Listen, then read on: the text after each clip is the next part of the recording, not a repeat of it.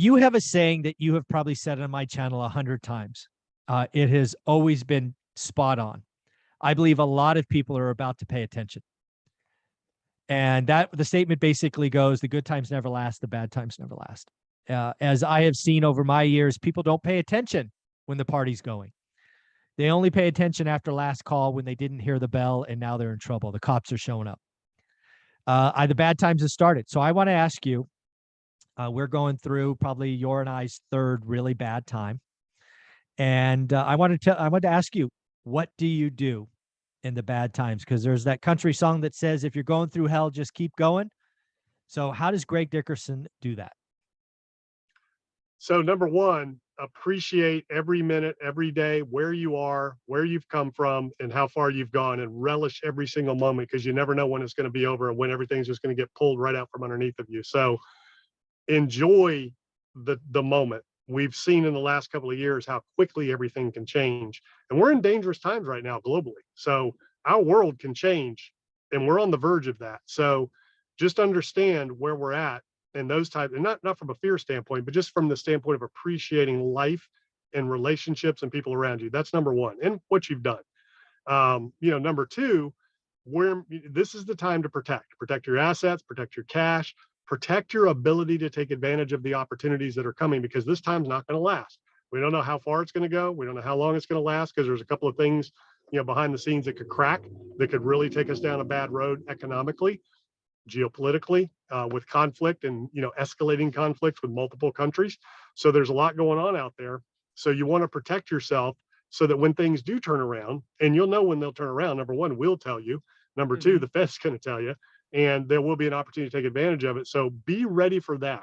So build up your treasure in your knowledge, in your abilities, in your skills, in your liquid assets, so that you can take advantage of opportunities when they come. And understand, good times never last, bad times never last. That's economically, that's in life. You're going to have peaks and valleys, ebbs and flows. That's just the nature of the business cycle. It's the nature of life. It's the nature of the world as it exists. So don't let yourself get down. When we talk about issues and dangers and bear markets and things like that, it's for you to understand where we are in the business cycle and where we are in the geopolitical economic cycle, so that you can be better prepared to take advantage of things when they do swing. And when they swing, just like, last couple of years and just like before that, I mean, we're going to have a whole different conversation every week. It's going to be go all in. This is where you want to do it, those types of things. So don't get discouraged, don't get down, and don't let bad news, scare you or make you afraid. Understand what it is so that you can use it to your advantage and be ready to pivot when the opportunities come. Yeah, I think there's a couple of things that I would tell people, having done this before. One is, I have these 7 rules of one rental at a time. And rule number 7 is often ignored in the good times, because in the good times, everybody in the network is high-fiving, everybody's making some money, blah, blah, blah, blah, blah. Rule number 7 is there for the bad times. And basically rule number 7 says, audit your network. Are they helping or hurting you? And there's a lot of people that you're socializing today with, in my opinion, that were there for the good times. But as soon as a hiccup comes, they got to take an L, all of these things, they just go negative. They spiral out of control. You need to cut off, distance yourselves, because you won't need any help being afraid. It will be all over the place. So you need people that charge you up, that talk about the opportunity. Rule number 7 is on my one rental at a time, board, because of the bad times. And it's you're going to know it. And again, I would argue, in a world that's dominated by social media, you need to start blocking some channels. There are some channels, you and I know who they are, that have been preaching fear for 2 years. And now they've gone apocalyptic. It's like, you really think we're going to be like trading seashells or something again? I mean, why are we watching things like this? You don't need help being afraid. So I would tell people to start blocking channels. You don't need help.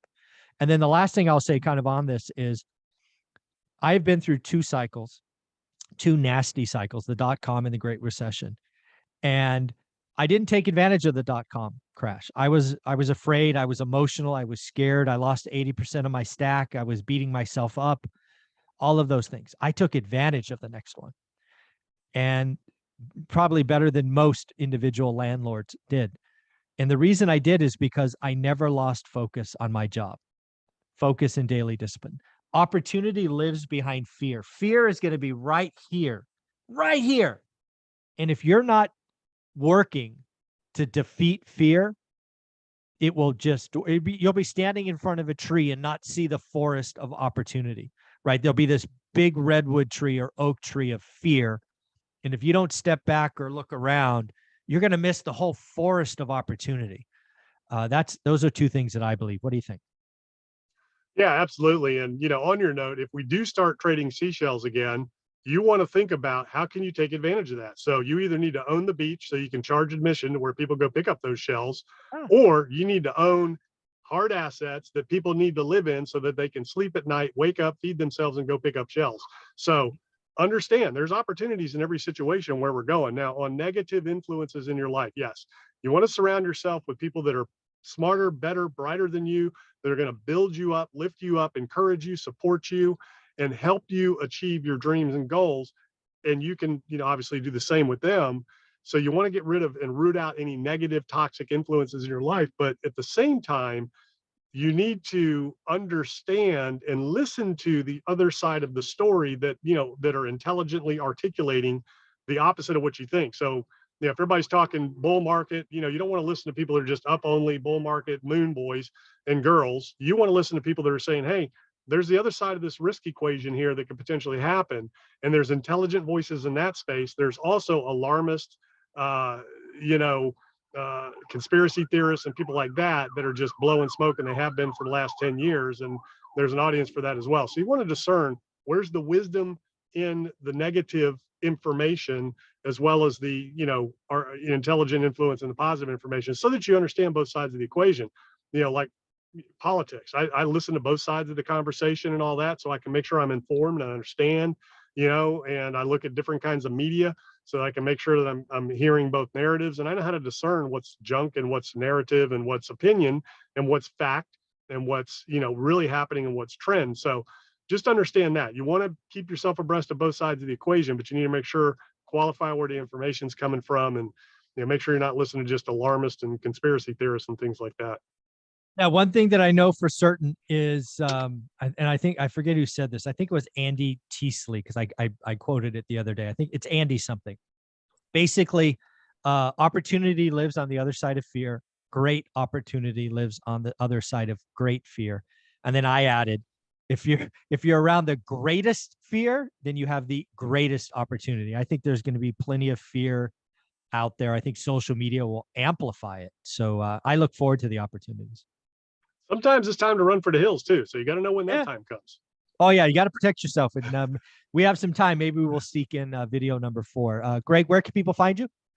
Yep, gregdickerson.com. Awesome.